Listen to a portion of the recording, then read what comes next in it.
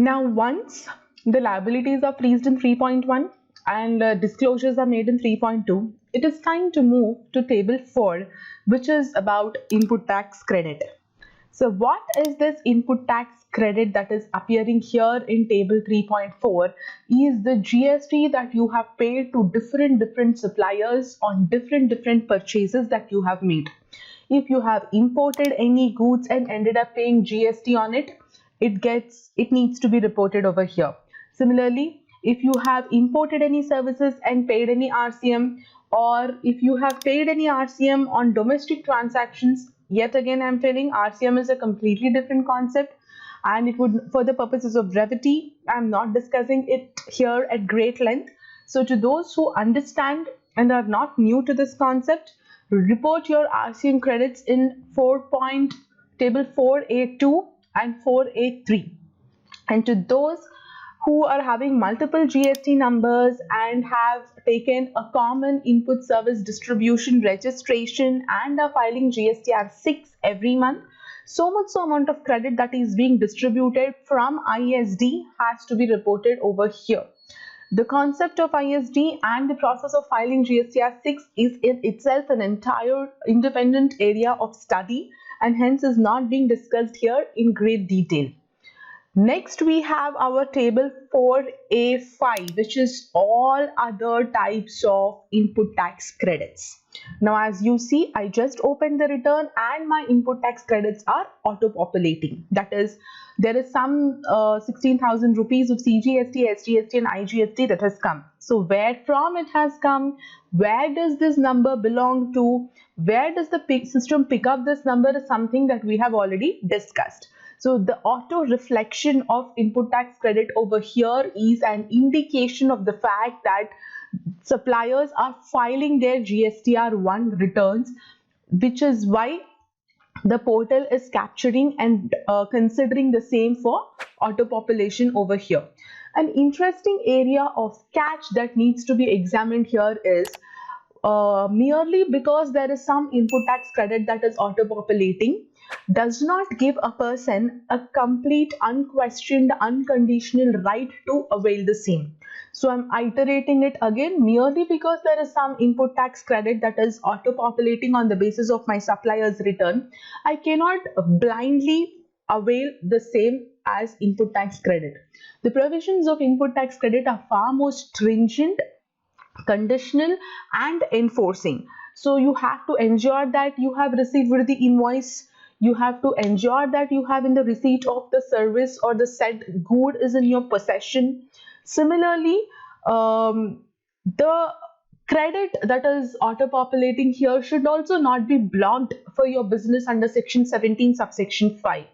So it is only when all these conditions are satisfied does any GST that you have paid to your suppliers become or assume the character of being an eligible input tax credit. In the absence of satisfying any condition, like the good is still in transit, you haven't yet received the good into your premises as on the last day of that given month.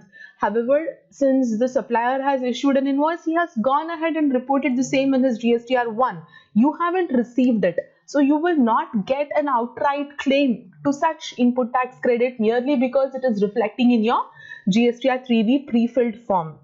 So this is where I'm emphasizing that so amount of GST that is there over here is only referential input tax credit. That is, you just get an idea about the purchases that you have made and the suppliers who have filed their return. A blind go ahead would not be correct in law, because you may not be in the receipt of the goods, or the credits auto-populated may also contain blocked credits which you're not eligible to avail in the first place. So it is very much crucial that you maintain a separate input tax credit register on the basis of the accounting of bills that has been done, on the basis of the GRNs and MIROs that have happened, to ensure that the credit that you are availing over here is in line with the provisions of the GST statute.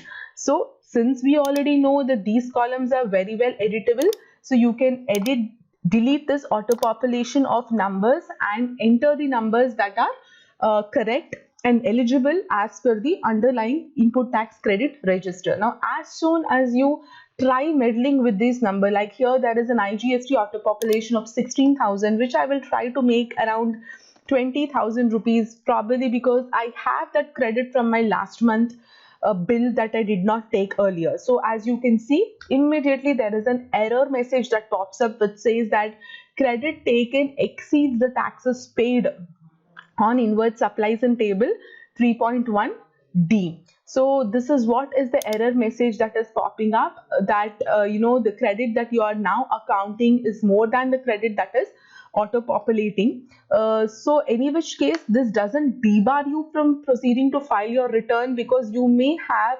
bona fide and justifiable reasons for taking a higher credit than what is auto-populated. Ensure that it is in line with the provisions of the law, and this will not stop you from filing the return, but yes, this would be a clear indication to the departmental officials that the credit you have taken is higher than the credit that is auto-populated.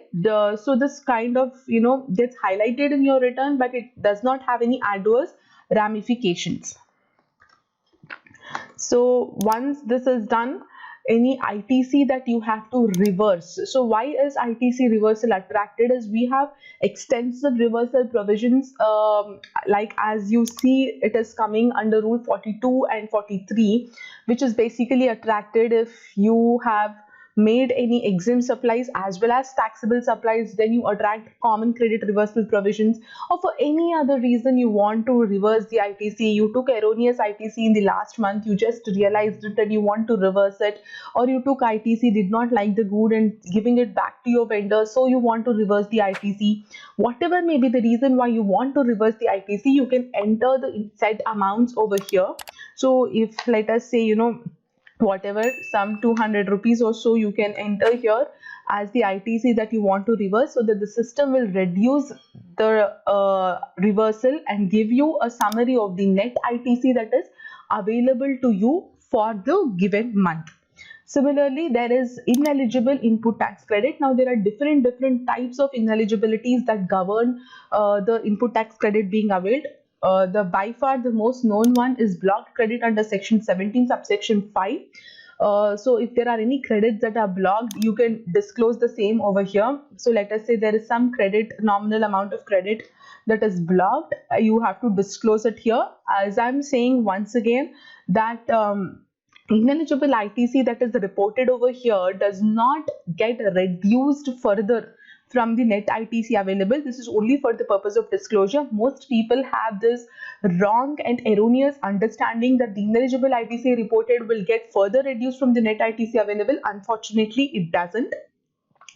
So you do not include the ineligible ITC at this stage itself. You never include it here because you're not reducing it separately or only disclosing it separately.